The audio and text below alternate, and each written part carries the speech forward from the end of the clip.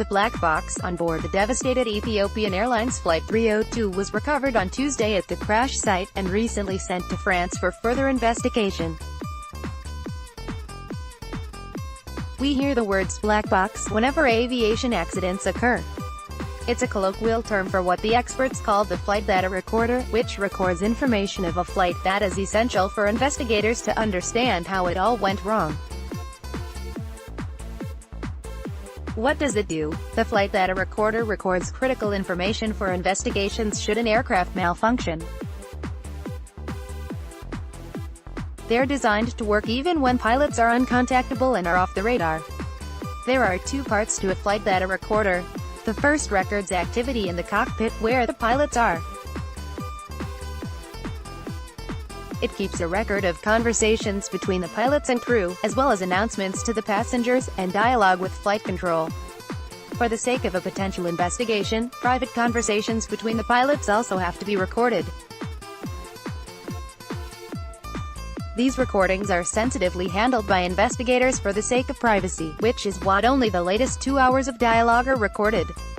Noise from the switches, the engines and other non-verbal sounds are also captured, which can offer further context for the incident.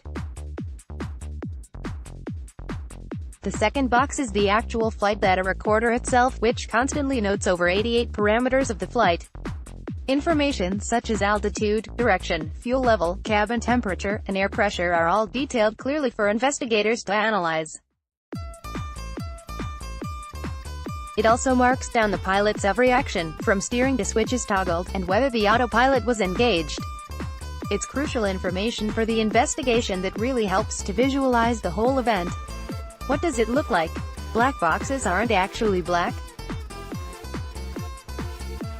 Despite what you might think, the color only comes from a nickname that's incorrectly given to the device.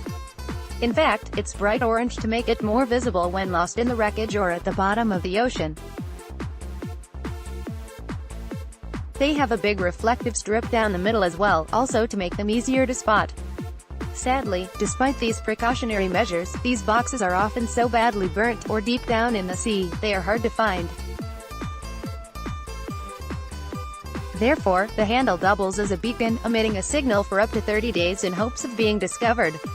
How indestructible are they? The boxes may look pretty bulky, but it all houses the most important component, the memory board for the sensors.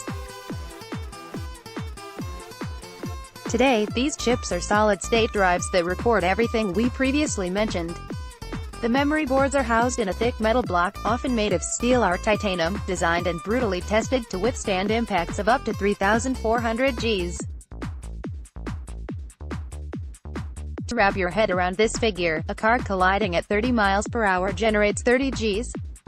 In the event that the plane sinks in the sea, these containers are also strong enough to survive up to 3.7 miles underwater, and bear up to 2.25 tons of pressure for over 5 minutes.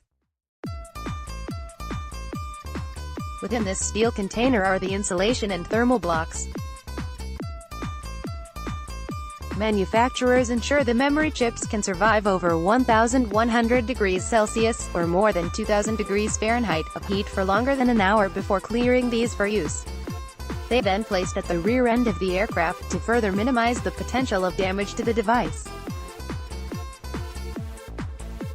Shockingly though, memory blocks are often almost exposed when investigators recover the black box, despite the extensive efforts to keep them protected. How do investigators use them? Special software is required to decode the data captured on black boxes, which isn't owned by airlines themselves but by specialized investigative teams located in the US or France. The black box from the recent Ethiopian Airlines Flight 302 is headed to France, most likely to avoid any signs of potential conflict of interest with the US and Boeing. A lot depends on the condition of the memory blocks. In an ideal situation, these chips can be extracted and plugged in, transferring all the key data and recordings for analysis. Most of the time, though, the chips are damaged, and that requires further effort to clean them up and restore their data. The team of experts usually include representatives from the airline, airplane manufacturer, the FBI, and safety specialists. It's a broad team as there is a lot at stake here, from reputations, to liabilities, and to just keep things fair. Data from the black boxes are then plotted down on charts for examination, and also rendered into animations to recreate the final moments of the flight. It is in these moments where investigators discover the most likely cause and who should be held responsible. The future of the black box. If the recent tragedy of MH370 proved anything, it's that deployable black boxes may seriously need to be considered. Live streaming of flight information in the event of a radar blackout is unfeasible, therefore the need for the off-network black boxes. However, that was lost in the case of MH370. The ideal solution to this, it has been suggested, is to have it deployed before the point of impact.